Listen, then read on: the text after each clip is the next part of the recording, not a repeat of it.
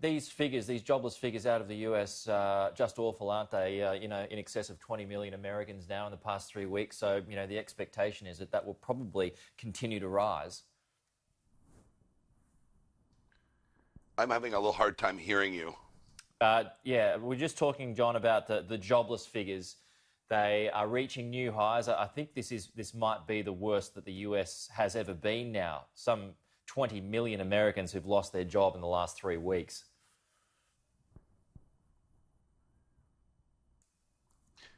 Yes, the jobless numbers recently are horrendous. They're without precedent in the United States. You have to go back to the before World War II years to find commensurate numbers. The good news, however, is that this hopefully is just temporary. This isn't driven by anything internal to financial markets or the economy. This is an exogenous or externally driven event. So the hope of U.S. policymakers is that eventually, once the virus is beaten, or there's a plan to confront it in an organized way such that society can reopen, that the economy will slowly resume its previous trajectory. But as an economist myself, I have 2 degrees in the subject. This is without precedent. This has never been done before. But what is being attempted by American policymakers is kind of to keep the economy in suspended animation for a period of time, and then to reanimate it, kind of like in a science fiction movie, at some unknown period. But markets like certainty. They like to know when something is going to happen or sentiment changes. And economies are all about sentiment, or animal spirits, and people's behavior. So it depends. So this depends on the psychology and how long this lasts. Well, I mean, that's the question, isn't it, that doesn't have a really solid answer at the moment. No one knows how long it's going to last. According to Donald Trump, he wants to get things going as soon as possible. Any business person probably would, but then you've got the health side of things, that suggests you can't go too fast, because then all of the lockdowns, all of that's for nothing.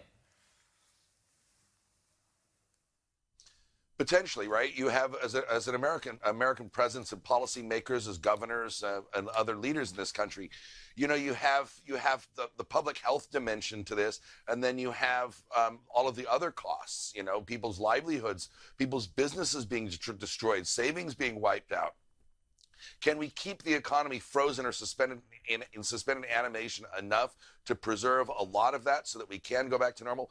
But there's a real human cost to continuing to risking a total collapse or total unwinding of the American economy. There's enormous societal and even public health costs with that too. So while seemingly disparate weights on a scale, public health versus the economy, they are really, really linked, because if the American economy comes unwound, you're looking at another public health disaster in another way, and you're looking at misery for tens of millions of people for potentially generations. Yeah. So that's it's tough, but the longer this goes on, the risk goes up.